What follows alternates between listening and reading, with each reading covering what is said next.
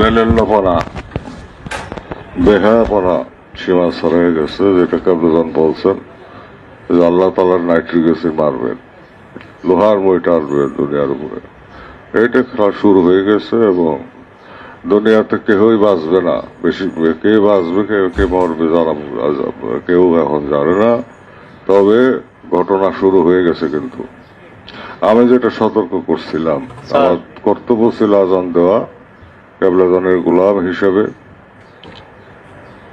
আমার কর্তব্য ছিল আজান দেওয়া, আমি আজান দিছি যতখানি সম্ভব। আমি আজান দিছি, আহ্বান জানাইছি, সতর্ক করছি।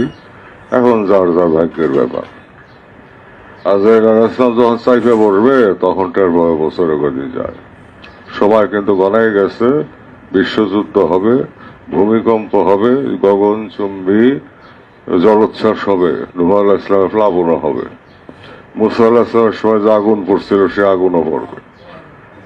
একই সঙ্গে সবগুলি আসতেছে ধাইয়া। কারণ মানুষ সবচেয়ে বেশি উচ্ছৃঙ্খল হয়েছে সৃষ্টির শুরু থেকে। হযরত আদম আলাইহিস সালাম থেকে শুরু করে এই পর্যন্ত যত মানব সভ্যতা আসছে, সবচাইতে খারাপ জাতি হয়েছে এখন দুনিয়াতে মানব জাতি, সবচাইতে খারাপ।